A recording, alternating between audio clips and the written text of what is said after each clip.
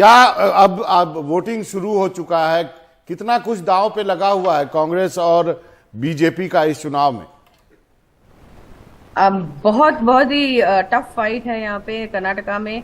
एक कॉन्स्टिट्यूएंसी में इश्यूज बदल रहे हैं और लोग मतलब वो बहुत लोकल से इश्यूज के ऊपर वो वोट डालने वाले हैं। ये तो जनवरी से ही ऐसा ही था कि मेजर एंटी इनकम्बेंसी ऐसा कुछ नहीं था।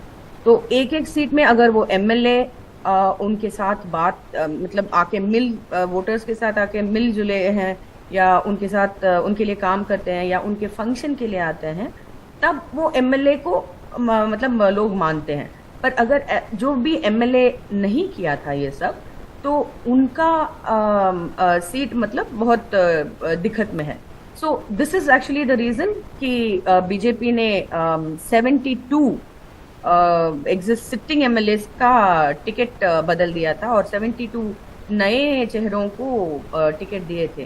तो बहुत ही लोकल इलेक्शन है, एक एक कॉन्स्टिट्यूएंसी में ये बदल रहा है और अभी देखना पड़ेगा कि कैसा कितना टफ है। ये लास्ट में जो मोदी जी आके ये बजरंग बली के जो नारा शुरू किए थे, वो कैसे वोटर्स के साथ ये कैसा it will have any kind of resonance, ये सब देखना पड़ेगा and today will decide all of it.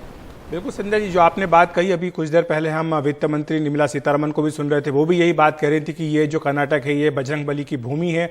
और हमने देखा किस तरह से जब कांग्रेस पार्टी के मैनिफेस्टो में ये बात आई तो उसके बाद से चाहे पीएम मोदी हो चाहे बीजेपी के अन्य नेता हो, लगातार इस मुद्दे को गरमाते रहे। लेकिन जो आपने लोकल मुद्दों की बात कही है, कांग्रेस की रणनीति इस पूरे चुनाव में यह रही कि वोकल फॉर लोकल। वो ये नहीं चाहते थे कि जो नेशनल इश्यूज है वो कर्नाटक में आए, क्योंकि उन्हें लगता था कि इससे बीजेपी को एडवांटेज मिलता है।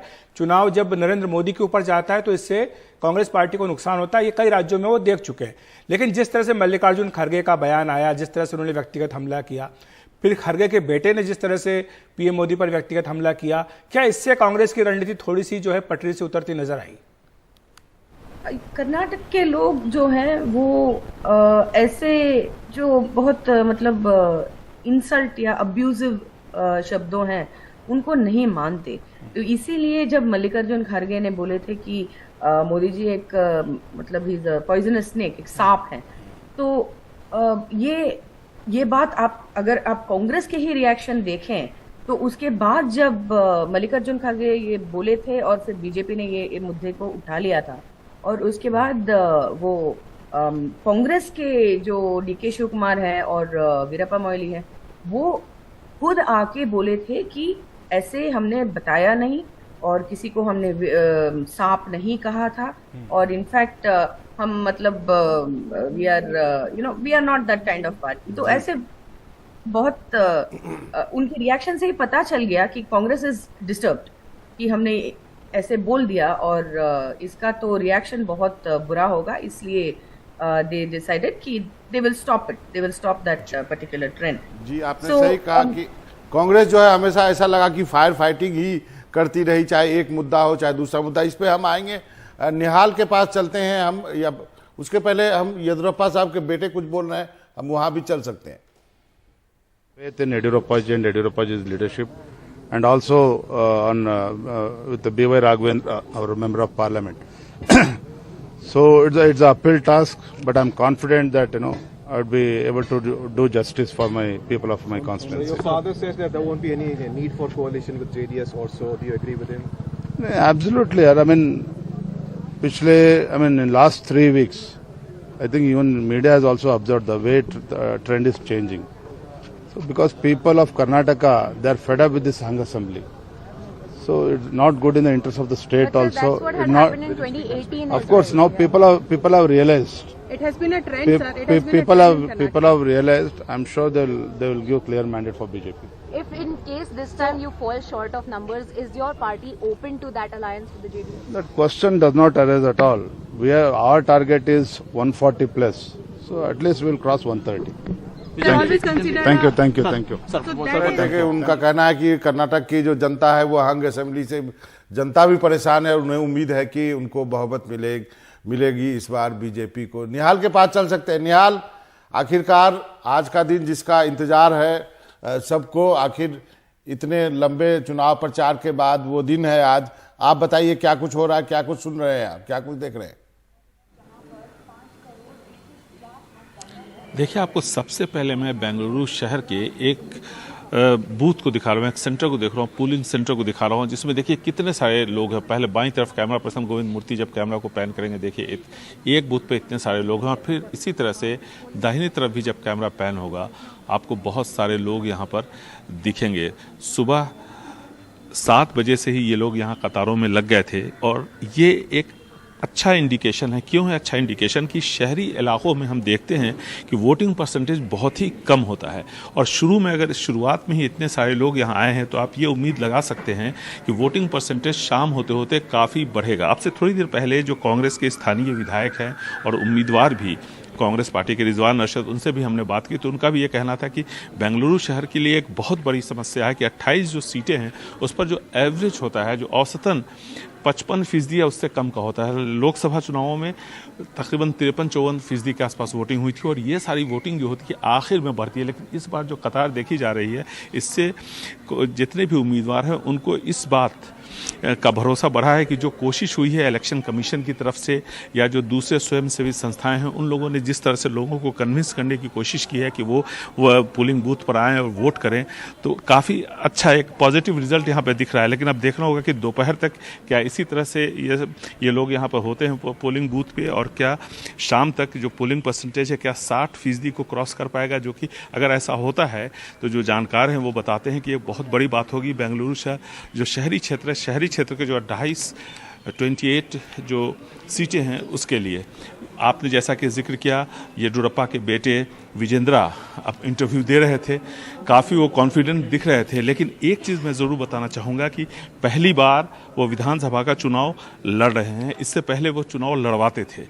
येडियुरप्पा के वो पॉलिटिकल मैनेजर भी थे, इसलिए वो सभी बारीकियों को अच्छी तरह से समझते हैं। लेकिन एक दबाव उन पर ज़रूर है कि पहली बार वो चुनाव लड़ रहे हैं और उस सीट से लड़ रहे हैं जो कर्नाटका का सबसे बड़ा, जो बड़े नेताओं के में जो कर्नाटका में हुए हैं उनमें से एक के वो बेटे हैं, और इसलिए उनकी जो उम्मीदें हैं, अपने पिता की उम्मीद, वोटर्स की उम्मीद और साथ ही साथ पार्टी की उम्मीद, उस पर भी उनको खड़े उतरना है। तो ये एक साइकोलॉजिकल दबाव उन पर ज़रूर है। आप कुछ दिन पहले जब मैं उनसे मिला था तब भी ये मुझे लग रहा था कहीं ना कहीं कि वो उस उम्मीद पर खड़े उतरना चाहते हैं। ये कोई मामूली बात नहीं है।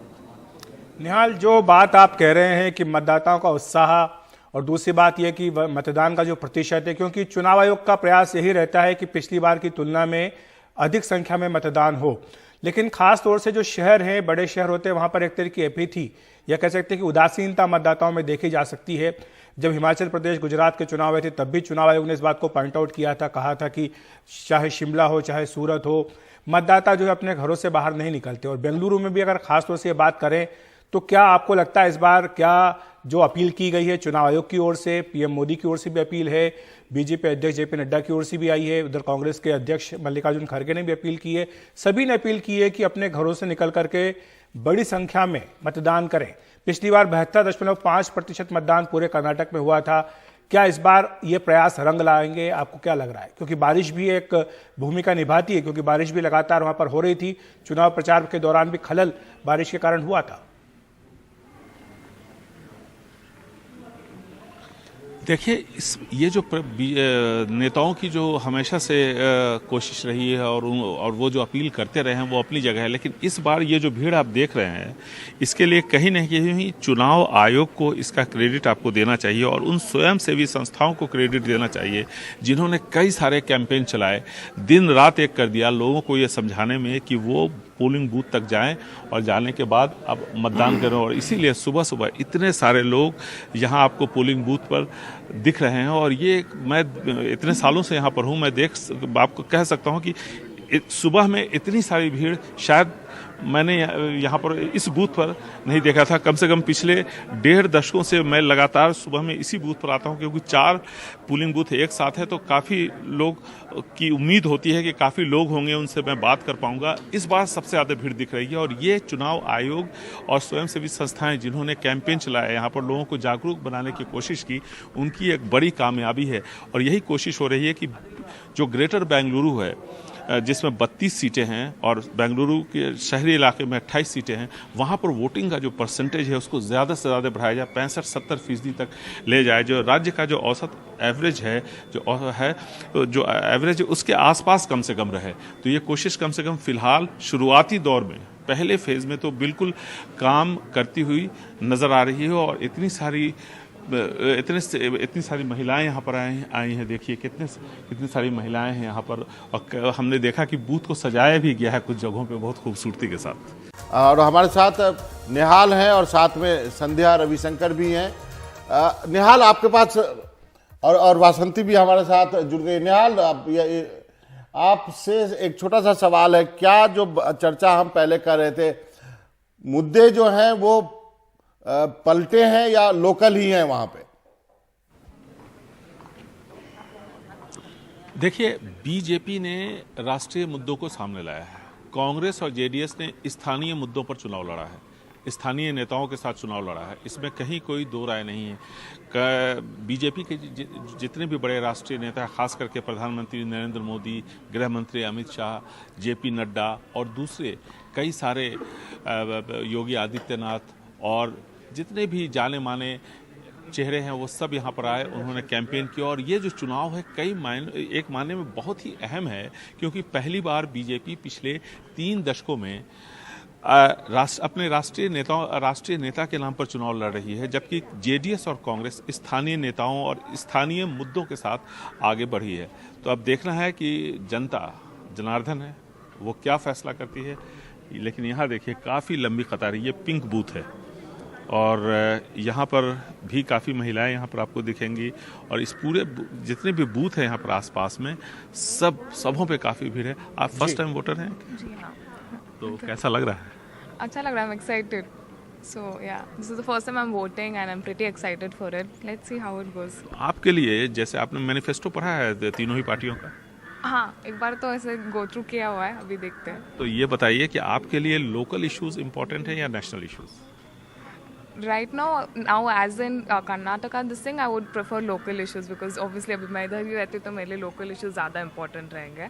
But overall yes, national issues would matter more than local issues. चलिए, कांग्रेचुलेशंस, आप वोट देने आई हैं पहली बार, तो काफ़ी एक्साइटमेंट है। सही कहा। फर्स्ट टाइम वोटर हैं और इनका ये कहना है कि नेशनल इश्यूज तो अपनी जगह पर है ही हैं, लेकिन जो ये वोट देना चाहती हैं ये स्थानीय मुद्दों पर, यानी जो लोकल इश्यूज हैं उस पर इनका फोकस है। बिल्कुल, ये एक ट्रेंड हमेशा देखने में आता है।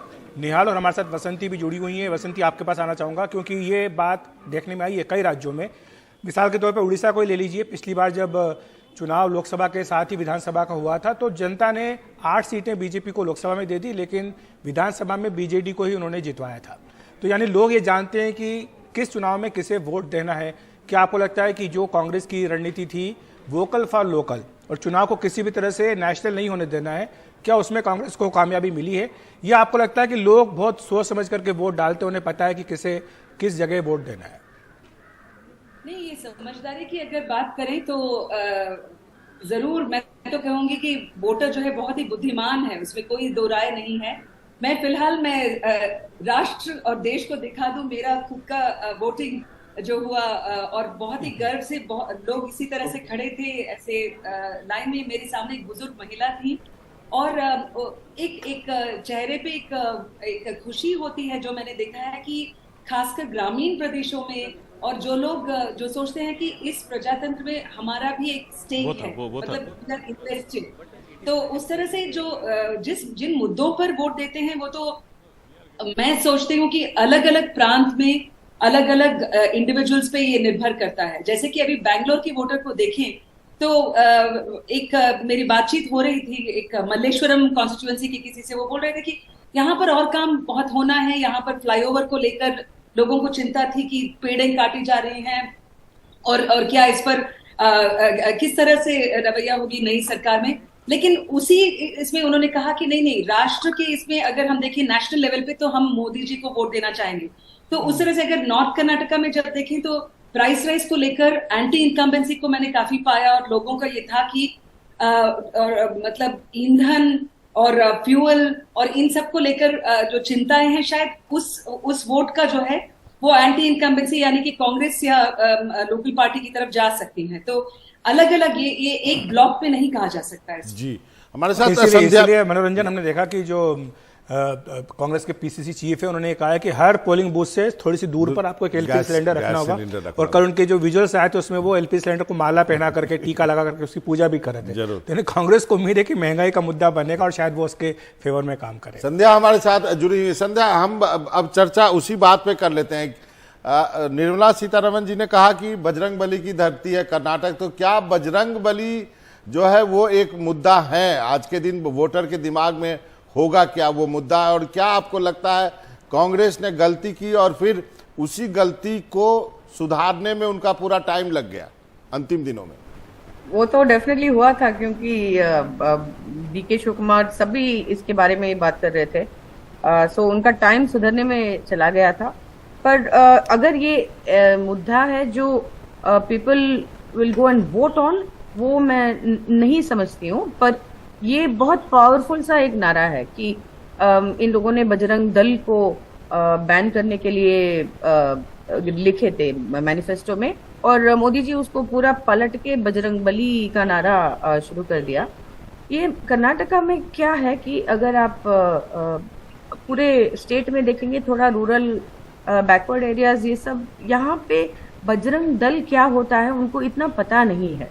और उनको बजरंग दल के जो उनके बजरंग दल के ऊपर जो एलिगेशंस हैं, जो एक्यूजेशंस हैं कि वायलेंस में इन्वॉल्व होते हैं, ये सब चीजें यहाँ कर्नाटका के वोटर को इतना नॉलेज नहीं है। और ये यहाँ कर्नाटक में जो संघ परिवार के मेन ऑर्गेनाइजेशंस हैं, ये आरएसएस हैं, विश्व हिंदू परिषद भी कम ही है, और एबीवीपी ज्यादा है। बट बजरंग दल का प्रेजेंस बहुत बहुत कम है, तो लोगों को बजरंग दल के बारे में इतना पता नहीं। पर बजरंगी ये सब डेफिनेटली पता है। और अगर आप देखते हैं कि ये Shivraj Kumar is a very popular actor in Kannada, और वो कांग्रेस के लिए वो कैंपेन कर रहे थे। पर उनका गाना जो रे रे बजरंगी करके कन्नड़ा में एक गाना है, उनका गाना बीजेपी के जो मतलब वो जो टीम्स हैं, वो मोदी जी का फोटो मतलब वीडियो डाल के वो गाना छाप के सबको व्हाट्सएप में भेज रहे थे। तो मतलब ये it was a very brilliant pick by Modi ji, और ये उनके दिमाग में डेफिनेटली बैठा होगा। पर शायद ये लोग मतलब ये वोटर्स जो हैं शायद इसके ऊपर वोट नहीं डालेंगे। लेकिन एक बात बसंती, जो संध्या कह रही हैं उसी से जुड़ा सवाल ये भी है कि कांग्रेस को कहीं अपनी गलती का एहसास तो हुआ, बैकफुट पर तो आए थे, इसलिए सफाई भी देते रहे, बजरंग दल के पाबंदी के मुद्दे पर कहते रहे कि नहीं ये राज्य सरकार का काम नहीं, राज्य सरकार ये नहीं कर सकती। ये बात उनकी वीरप्पा मोइली की ओर से भी कही गई। लेकिन एक जो दूसरा मुद्दा आखिरी दिन उठा, जो पीएम नरेंद्र मोदी ने अपनी जो सभा थी मैसूरू में उसमें कहा भी कि सोनिया गांधी का जो बयान था और उसके बाद जो ट्वीट कांग्रेस पार्टी ने किया, सोवरेनिटी ऑफ कर्नाटका, संप्रभुता, कर्नाटक की संप्रभुता को लेकर, और ये एक बड़ा मुद्दा बीजेपी ने बनाया। अगले दिन चुनाव आयोग भी गए, चुनाव आयोग ने इस मामले में नोटिस भी दिया है कांग्रेस पार्टी को। इस मुद्दे का कितना असर जमीन पर पड़ता आप देख रही हैं? नहीं, देखिए, मैं गई थी वरुणा, यानी कि जो फॉर्मर मुख्यमंत्री सिद्धरामैया उनके कॉन्स्टिट्यूएंसी है, मंड्या और मैसूर, उस तरह से भी ओल्ड मैसूर प्रांत से मैं होकर आ रही थी जब ये सब हो रहा था। और अभी फिलहाल 2-3 दिनों में भी ये जहां तक मेरा ख्याल है, इसका कोई प्रभाव या असर नहीं है मतदाता पर अपने वोट डालने के लिए। क्योंकि ये मनोरंजन जी, ये भी लोग समझते हैं कि कुछ चीजें ऐसी हैं जो नेता लोग आपस में लड़ने के लिए बात करते हैं, लेकिन ये उनके निजी जीवन या जो डेली लाइफ है इस पर उनका कोई असर नहीं पड़ता है। तो मेरे ख्याल से एक 2-3% ऑफ वोटर्स को छोड़कर कई जो लास्ट मिनट वोट स्विंग हो सकता है, भले वो मोदी जी की रैली की वजह से हो या कुछ लास्ट मतलब प्रतिक्रियाओं की वजह से हो, लेकिन ये थोड़ा बना रहता है कि किस वजह से हम ये वोट और किसको डालेंगे। तो इस तरह के लास्ट मिनट जो आप बता रहे हैं जो हुआ, वो सब तो बहुत ही पॉलिटिकल लेवल, एकदम सरफेस लेवल पे मुझे दिखाई देता है। लेकिन बसंती, इसमें क्या बीजेपी को ये मदद नहीं मिली? अगर बजरंग दल की बात करें या फिर संप्रभुता के मुद्दे की बात करें, तो बीजेपी को इस काम में मदद नहीं मिली कि जो कांग्रेस पार्टी के इश्यूज थे, जो कांग्रेस ने एक नैरेटिव बनाने का प्रयास वहां पर किया था 40% कमीशन, करप्शन, ये सारी बातें, इनसे बीजेपी को ध्यान हटाने में मदद मिली और अपना खुद का एक नैरेटिव बनाने में मदद मिली। नहीं, वो तो है। जो देखिए, इतना शिफ्टिंग नैरेटिव्स रहा है कर्नाटक के चुनाव में, तो 1 या 1.5 साल पहले जो हिजाब का चला, फिर उसके बाद, तो मुझे लगता है कि काफी पक्ष जो है, चाहे वो भाजपा हो या कांग्रेस, ये नैरेटिव्स को एक सेट ऑफ कार्ड्स की तरह रखते हैं कि अच्छा ये चल गया तो अच्छा है, वरना मतलब ये कभी कभी एक नैरेटिव ट्रम्प कार्ड में बन जाती है, लेकिन कई बार ये नहीं होती।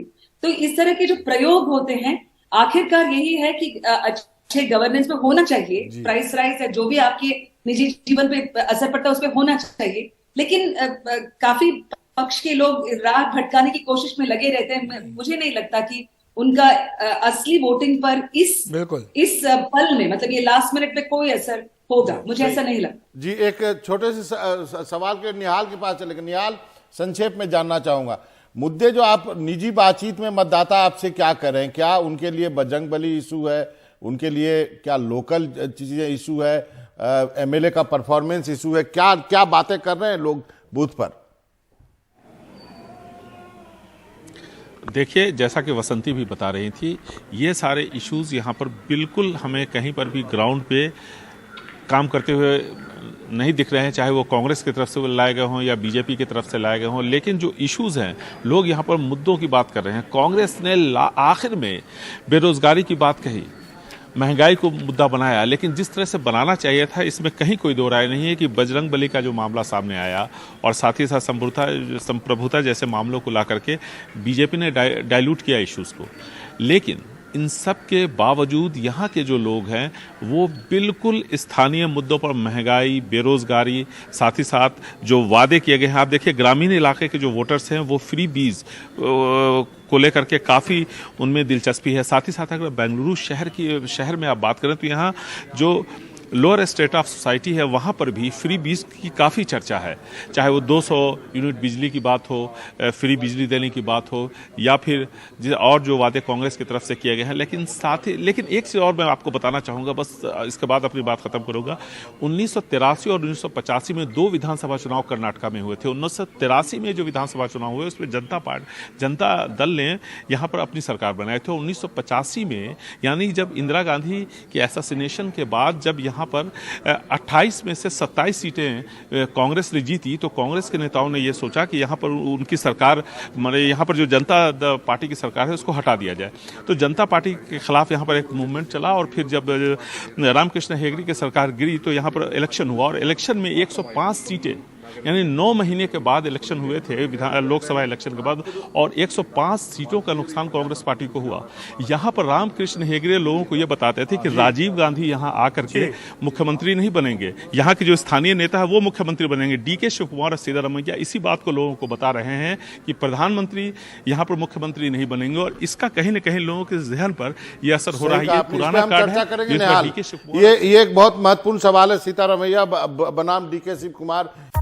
तो कर्नाटक में इस समय मतदान चल रहा है, और जिस तरह के दृश्य वहां से देखने को आ रहे हैं काफी उत्साहवर्धक है, क्योंकि लंबी कतारें कई मतदान केंद्रों पर सुबह से देखी जा रही है। जी हाँ, लोग जो है निकल के आ रहे हैं, सुबह का वक्त है और लोगों को लगता है कि जल्दी मतदान कर दिया जाए। उम्मीद करते हैं इस बार मतदान का प्रतिशत बढ़ेगा, खासकर बेंगलोर जैसे शहरी इलाकों की बात करें तो। अखिलेश, ये चुनाव जो है अब धीरे धीरे जैसे जैसे अंत होता गया चुनाव प्रचार का, ये चुनाव जो है कांटे का बनता चला गया। शुरुआत बीजेपी की शायद उतनी अच्छी नहीं हुई होगी, बड़े नेता छोड़ के जा रहे थे पूर्व मुख्यमंत्री। जो प्रधानमंत्री ने जो सब कुछ दांव पे लगाया, जितनी रैलियां की, और उसको देखते हुए बाद में सोनिया गांधी को भी उतरना पड़ा, उनको जाना पड़ा हुबली। तो उसको क्या आपको लगता है कि उससे ये चुनाव काफी दिलचस्प बना है? बिल्कुल आकलन सही आपका मनोरंजन, क्योंकि शुरुआत से ये मान करके चला जा रहा था कि कांग्रेस पार्टी को एज है वहाँ पर। जिस तरह के ओपिनियन पोल्स भी आ रहे थे वो ये इशारा कर रहे थे। लेकिन पीएम नरेंद्र मोदी जब से चुनाव मैदान में उतरे, और बीजेपी को उम्मीद भी यही थी कि मोदी जब उतरेंगे मैदान में तो उससे हवा बदलेगी बीजेपी के पक्ष में। कुछ वैसा होता हुआ नजर भी आया, क्योंकि काफ़ी हद तक बीजेपी ने इसको बैलेंस करने का प्रयास किया। जो एक तरफ कांग्रेस की तरफ झुकाव था उसको बैलेंस करने की कोशिश की, और पीएम मोदी ने जिस तरह से धुआंधार 19 रैलियां उन्होंने की हैं, इसके साथ 6 रोड शो भी किए, इसमें कि बेंगलुरु में उनका जो रोड शो हुआ था शनिवार को वो सबसे बड़ा था। तो आप इससे अंदाज़ा लगा सकते हैं किस तरह से नरेंद्र मोदी जो है वो बीजेपी के लिए अभी तक जो है सबसे बड़ा चेहरा वही है और लोग उन्हीं के नाम पर बीजेपी को वोट देते हैं। और अगर हम कांग्रेस की बात करें तो वहाँ पर प्रियंका गांधी वाड्रा ने 34 रैलियां की हैं, जिसमें कि उनके 8 रोड शो भी थे। उधर अमित शाह गृह मंत्री, उन्होंने भी पूरा अपने आप को झोंका हुआ था। कई दिन तक गृह मंत्री अमित शाह वहाँ पर कर्नाटक में रहे और 16 पब्लिक रैलियां और 15 रोड शो गृह मंत्री अमित शाह ने किए। अगर दोनों ही पार्टियों के राष्ट्रीय अध्यक्षों की बात करें तो जेपी नड्डा ने भी 26 और मल्लिकार्जुन खड़गे ने भी 26 रैलियां की और सोनिया गांधी, जैसा आपने कहा है, एक रैली में वो नजर आई थी। तो मल्लिकार्जुन खड़गे जो कि कर्नाटक से ही है, उम्र के बावजूद 80 साल के हैं, फिर भी उन्होंने कोई कसर नहीं छोड़ी। प्रियंका, कांग्रेस ने थोड़ा सा रणनीति में बदलाव किया मुझे देखते हुए, इस बार राहुल गांधी के बजाय प्रियंका को आगे किया। हालांकि राहुल भी कम नहीं, 14 पब्लिक रैली और 4 रोड शो, और प्रियंका के लेकिन उससे ज्यादा है। तो कर्नाटक में वोटिंग जो है शुरू हो चुकी है सभी 224 सीटों के लिए। सुबह सुबह का वक्त है, लोगों की लंबी कतारें देखी जा रही हैं, खासकर बेंगलुरु में भी। और इससे उम्मीद जगी है कि क्या बेंगलुरु में वोटिंग परसेंटेज बढ़ेगा। मुख्यमंत्री साहब यहाँ पे दिख रहे हैं। जी हाँ, तो मुख्यमंत्री भी यहाँ पर कतार में लगे हुए हैं अपने मताधिकार का प्रयोग करने के लिए और सुबह से ही यहाँ पर बड़ी संख्या में लोग जो हैं अपने मताधिकार का प्रयोग करने के लिए घरों से निकले हैं। मतदान केंद्रों पर लंबी लंबी कतारें सुबह से ही देखी जा रही हैं। उम्मीद की जा रही है कि पिछली बार जो 72.5% मतदान हुआ था पूरे कर्नाटक में, क्या इस बार उससे ज़्यादा होगा, क्योंकि लगातार चाहे चुनाव आयोग हो या कई स्वयंसेवी संगठन हो या राजनीतिक दल हों, सभी ने मतदाताओं से अपील की है कि वे बड़ी संख्या में घरों से निकलें और अपने मताधिकार का प्रयोग करें। जी हाँ, 5 करोड़ 31 लाख से ज़्यादा मतदाता हैं, 58,000 पोलिंग बूथ हैं। इस बार 2600 से भी ज़्यादा उम्मीदवारों की किस्मत आज ईवीएम में कैद होगी। चुनाव के नतीजे 13 मई को आएंगे और साथ ही इस बार बसवराज बोम्मई, सिद्धरमैया, डीके शिव कुमार, आर अशोक, जगदीश शेट्टार, कुमार स्वामी, तमाम नेता जो हैं इनके चेहरों पर नजर है। जी हमारे साथ वासंती बनी हुई है। वासंती, आपके पास आते हैं। सबसे पहले आपने जितना भी आप घूम के आई हैं और हम आपको बता दें गीता भट्ट भी हमारे साथ जुड़ चुकी है, निहाल भी है। वासंती, तो आपकी क्या रीडिंग? हमने जेडीएस की बात नहीं कही, बहुत सारे लोग मानते हैं कि जेडीएस के लिए ये मेक और ब्रेक इलेक्शन है।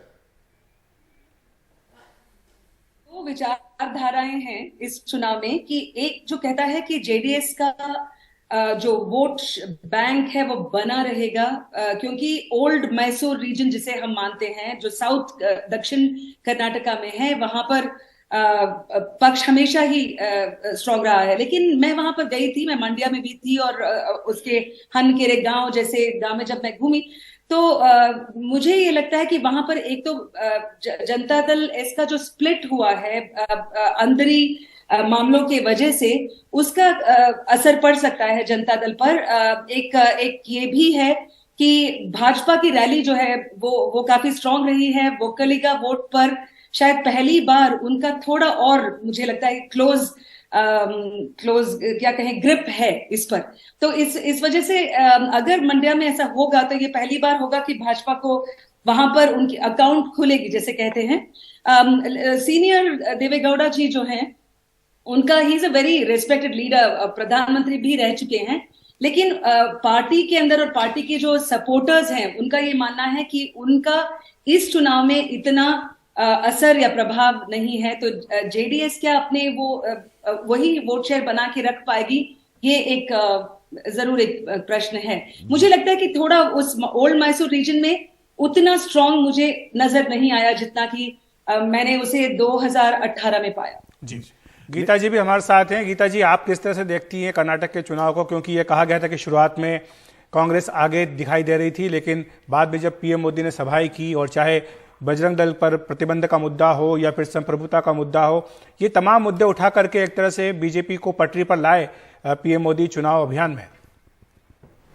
जी अखिलेश जी, देखिए प्रधानमंत्री नरेंद्र मोदी जी का एक जो उनका जो व्यक्तित्व है और उनकी जो लोकप्रियता है वो पूरे देश भर में है और हर चुनाव में, प्रदेश चुनाव में वो जहां जहां भी चुनाव करते हैं उसका एक बहुत असर वहां की जनता पर पड़ता है और उससे वहां भारतीय जनता पार्टी को एक उससे बढ़त मिलती है। इसमें कोई दो राय नहीं है। साथ ही अगर आप देखें तो जैसे अभी बात हो रही थी जेडीएस को लेकर, तो वहां पे जो ओल्ड मैसूरू में उनका एक वहां की जो शायद 7 या 8 सीटें हैं उन पर उनका जो एक प्रभाव रहा है लंबे समय तक, इस बार उस पर कई जो वहां पॉलिटिकल ऑब्जर्वर गए हैं उनका ये मत रहा है कि इस बार वो इतना ज्यादा जो चुनाव के मैदान पर जिसे कहते हैं उतनी उग्रता से वो नहीं दिखाई दे रहे हैं, जैसे कि जिस हिसाब से कांग्रेस और बीजेपी वहां अपना चुनाव का जो कैंपेन है उसे कर रहे हैं। साथ ही अगर आप देखें तो वहां पे जो कुछ मुद्दे हैं, कई मुद्दे जो विकास से जुड़े हुए मुद्दे हैं, वो क्योंकि कर्नाटक अपने आप में एक बड़ा प्रॉस्परस स्टेट है, सबसे ज्यादा प्रॉस्परस स्टेट्स में भारत के उसे गिना जाता है जी। तो वहां एक विकास का जो मुद्दा है वो भी अहम है। और साथ ही साथ जो अगर हम देखें वहां के जो सांस्कृतिक और वहां के जो कल्चर से जुड़े हुए मुद्दे हैं उनको भी अगर आप देखें तो उस पर भी कई क्षेत्र हैं जिन पे कि उन बातों का प्रभाव पड़ेगा। चाहे वो आप वहां देखें तो जो हनुमान जी को लेकर जिस प्रकार से वहां पर एक बड़ा विषय बना है और कई इलाके हैं वहां क्योंकि माना जाता है कि हनुमान जी का जो जन्म है वो कर्नाटक की भूमि पर ही हुआ, तो वहां पे उसके कहीं आप देखें तो कांग्रेस ने जो सोनिया गांधी जी द्वारा जिस प्रकार का बयान वहां की संप्रभुता को, कर्नाटक की संप्रभुता को लेकर दिया गया, जिसे कि कांग्रेस के हैंडल ने बाकायदा उसको बड़े जिसे कहते हैं कि प्रमुख शब्दों में उसको उनकी फोटो लगाकर भी प्रस्तुत किया, उसको किसी न किसी तरह दबाने के लिए वहां पे उन्होंने डी शिव कुमार जी ने वहां पे ये कह दिया कि भाई हम 50 से ज्यादा या इतने हनुमान मंदिर बनाएंगे। तो इस तरह की जो राजनीति है वो देखने को मिल रही है कि कहीं ना कहीं जो इस प्रकार के मुद्दे, जिस प्रकार से बजरंग दल को लेकर कांग्रेस ने वहां कहा, उसको पीएफआई के साथ जिस तरह से उस पर उनको 100 करोड़ का जो है बजरंग दल ने उनके ऊपर, कांग्रेस के ऊपर वो कोर्ट में भी गई है और उनके ऊपर मानहानि का दावा किया है जी। तो इस तरह के जो विषय है ये भी कई क्षेत्र हैं जिनमें ये मुद्दे प्रभावी होंगे। जरूर गीता जी, सुरेंद्र कपूर भी, सुरेंद्र राजपूत हमारे साथ जुड़ गए। सुरेंद्र जी, आप कुछ कहना चाहेंगे? शुरुआत तो आपने अच्छी की, फिर बाद में लगा कि फायर फाइटिंग ही करते रहे कर्नाटक में। बाबा को प्रणाम है, अखिलेश जी को नमस्कार जी, और हमारे सारे को पैनलिस्टों को भी नमस्कार। अभी जितना मैं सुन पा रहा था, चाहे मैंने क्या नाम इनकी बात सुनी हो, जो पत्रकार साहिबा है वहां, या गीता जी की बात सुनी हो, तो ये अपने अपने सबके जिसको कह सकते हैं कि एनालिसिस है। हमने तो आरंभ भी प्रचंड किया और अंत भी हम बहुत स्पष्ट रूप से बता रहे हैं बाबा आपसे कि ये भारतीय जनता पार्टी के लोग, भारतीय जनता पार्टी के राजनीतिक विश्लेषक के विचार वाले लोग या संघ के लोग चाहे कुछ भी कहते रहे, कर्नाटक की जनता ने मन बना लिया है सरकार को बदलने का। 40% की भ्रष्ट सरकार को, निकम्मी सरकार को बदलने का पूरा मन बना लिया। हाँ, प्रधानमंत्री जी ने आकर के ये जरूर किया कि प्रधानमंत्री जी ने आकर के भारतीय जनता पार्टी के खोखलेपन को उजागर किया। यहाँ पर प्रधानमंत्री जी ने वैचारिक शून्यता को यहाँ पर भारतीय जनता पार्टी की उजागर किया।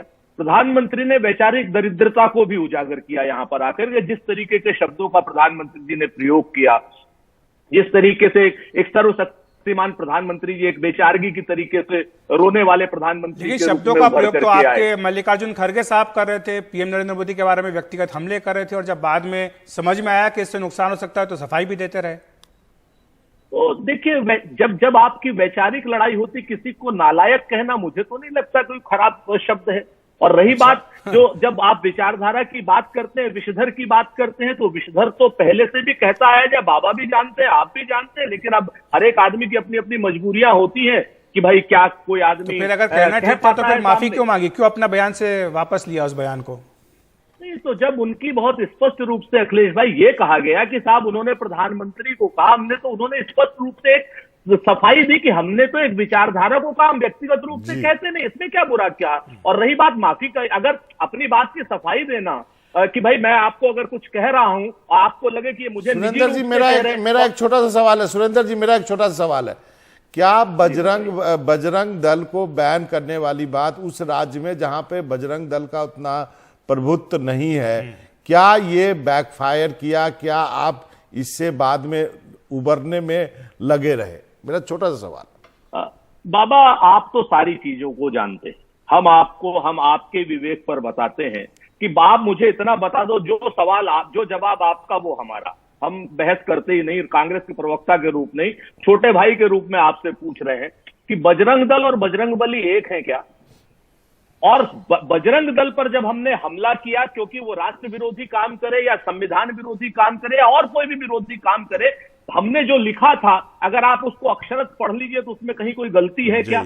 नहीं, आपने पीएफआई और बजरंग दल को एक कैटेगरी में रखा, इसी बात का तो विरोध हुआ। गीता जी को लाना चाहूंगा। गीता जी, आप संक्षेप में अगर जवाब देना चाहें इस बात का कि क्या बजरंग दल और बजरंग बली की तुलना हो सकती है? पूरा जवाब नहीं देना राजपूत साहब एक मिनट सुन लेते हैं। गीता जी इसका जवाब दे रही है। जी गीता जी, मैं पूछना चाहूंगी कि पॉपुलर फ्रंट ऑफ इंडिया के जवाब ही नहीं देना चाहते हैं, तो ये तो मुझे लगता है कि सोचना है। उन्होंने सरकार में आने पर पॉपुलर लेकर बैन लगा विचार है, क्या वो उस बैन को हटा देंगे या उस बैन को रखेंगे? क्या पॉपुलर फ्रंट ऑफ इंडिया के विषय में क्या कांग्रेस की सोच है?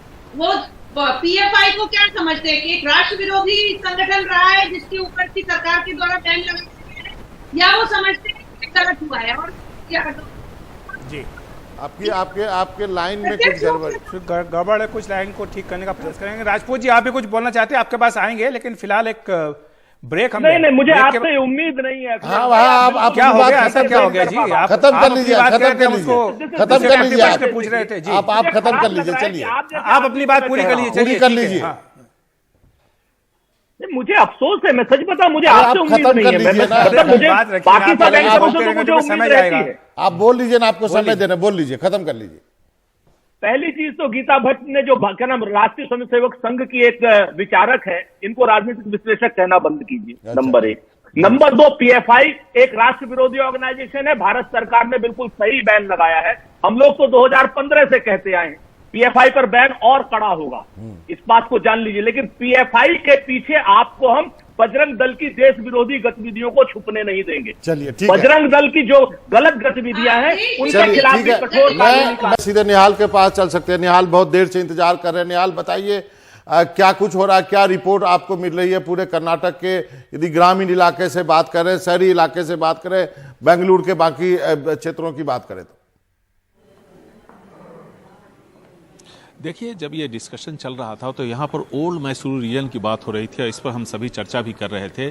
जहाँ 61 सीटें हैं, उसमें एक दो चीज़ें मैं साफ करना चाहूँगा कि इसमें वोक्कलिगा का सबसे ज़्यादा कंसंट्रेशन है और देवेगौड़ा और कुमारस्वामी, जो देवेगौड़ा सबसे बड़े वोक्कलिगा नेता हैं, उनको हल्के में नहीं लिया जा सकता है।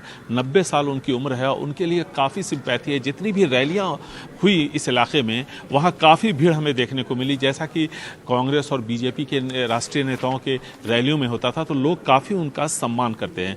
इस बीच में कहीं कोई दो राय नहीं है कि जेडीएस के अंदर जो पारिवारिक विवाद है उसको लेकर के जेडीएस के बारे में कहते हैं कि शायद वो पार्टी ज्यादा दिन अब सर्वाइव ना करे, इस तरह की बात कही जाती है। और बीजेपी और कांग्रेस दोनों को ऐसा लगता है कि जेडीएस हमेशा उनका खेल बिगाड़ती है। तो ये अपनी जगह एक बात है। लेकिन जिस तरह से अमूल और नंदिनी का मामला यहाँ पर उठा, उसके बाद जेडीएस ने सबसे ज्यादा इस पर बैटिंग की है। लोगों को वहां पर सबसे ज्यादा समझाया कि अमूल अगर आ गया तो नंदिनी खत्म हो जाएगा।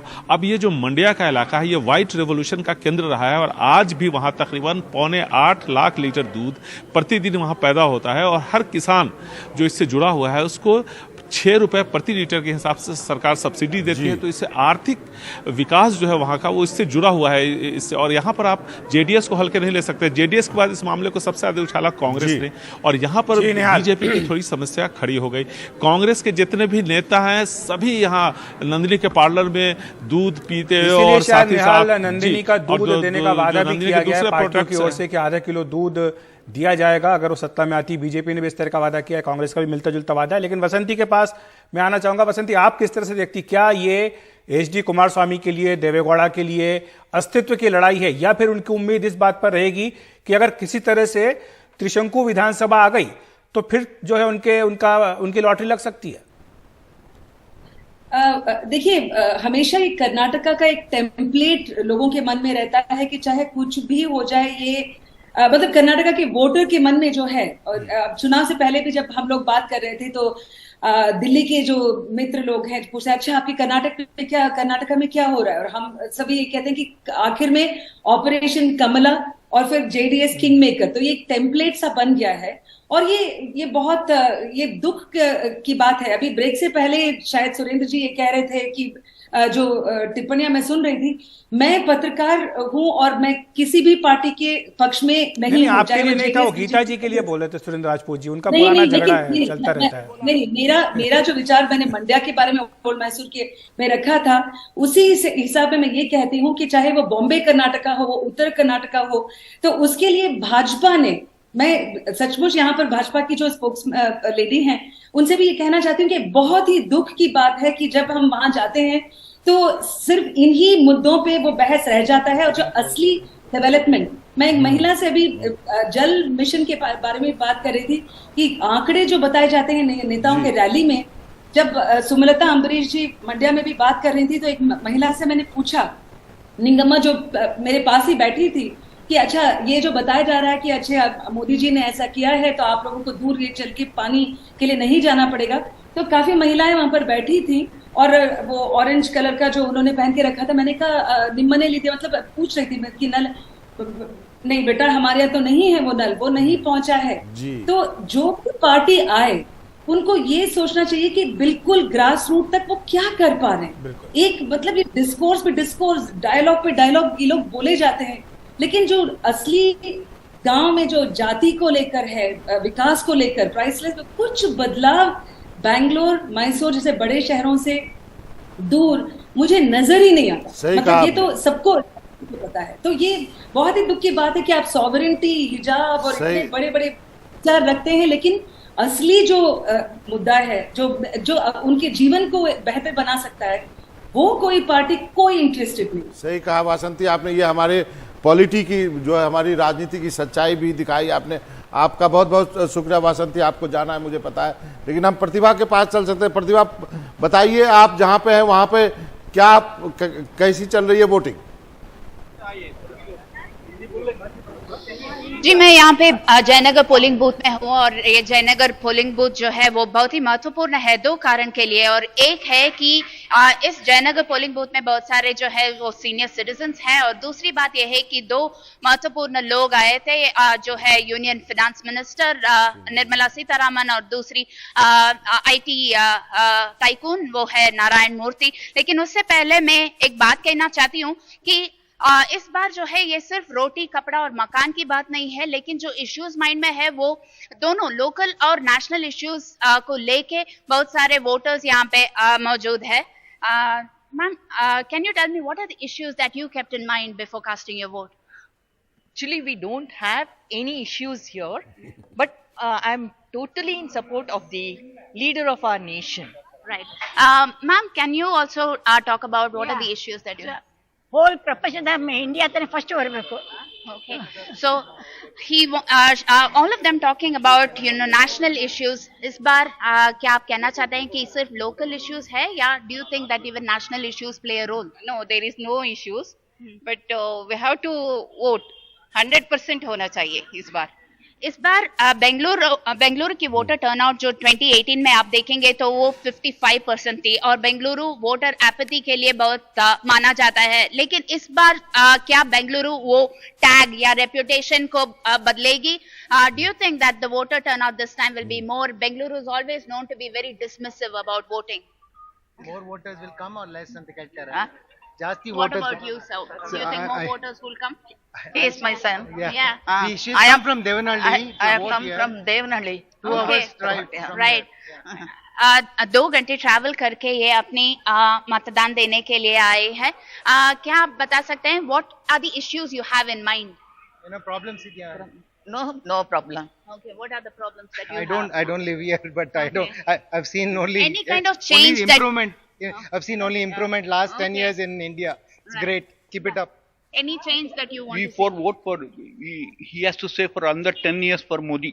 ओके बहुत सारे लोग जो है वो लोकल और नेशनल इश्यूज के बारे में अपने माइंड पे इन्फ्लुएंस रखे यहाँ पे अपनी वोट देने के लिए आए हैं। और नारायण मूर्ति और निर्मला सीतारामन ने भी यहाँ पे अपनी वोट देने के लिए आए थे। और नारायण मूर्ति ये भी कहा था कि दो चीजें उनके माइंड में थी, वो है इंफ्रास्ट्रक्चर और दूसरी बात जो है वो जी प्रतिभा जी बहुत बहुत शुक्रिया आपका इस तमाम जानकारी के लिए। तो हम देख रहे हैं कि बड़ी संख्या में लोग आए हैं और 2 घंटे चल कर के माताजी आई हैं वोट डालने के लिए। तो जो बात कही जाती है कि शहरों में मतदाता उदासीन है, ऐसा नहीं है। कई लोग इस तरह की मिसाल भी कायम करने का प्रयास अपनी ओर से करते हैं।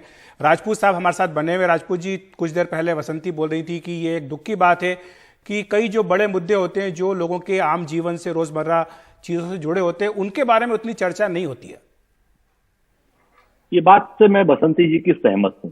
इस बात को लेकर के कोई दो राय नहीं है। जो सत्ता पक्ष है, हमें दुख के साथ कहना पड़ता है कि सत्ता पक्ष पिछले 4 साल सरकार कर्नाटक की चला रहा है, 8-9 साल से केंद्र की चला रहा है।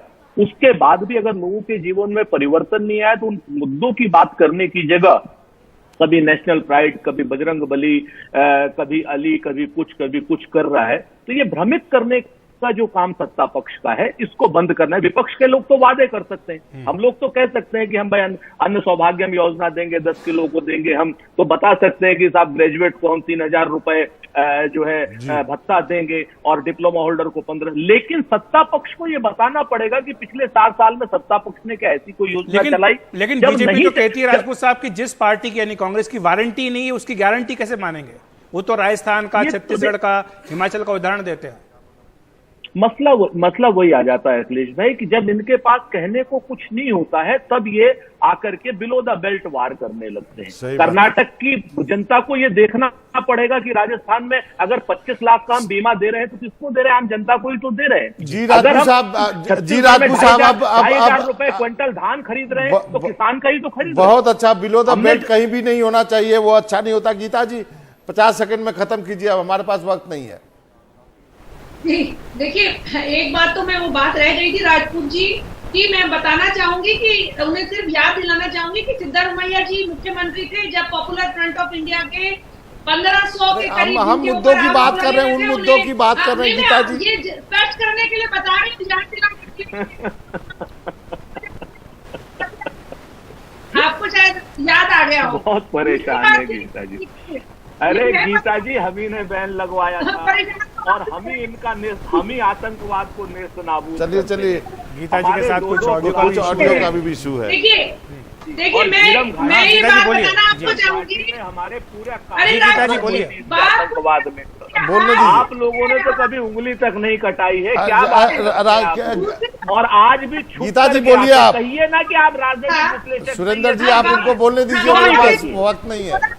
अभी जो यहाँ वसंती जी ने तो बात कही, लेकिन जो आपकी पत्रकार जिस प्रकार से वहाँ खड़े लोगों जो वहाँ मतदान करने आए थे, इंटरव्यू ले रही थी, आप सबने देखा जो वैचारिक विकास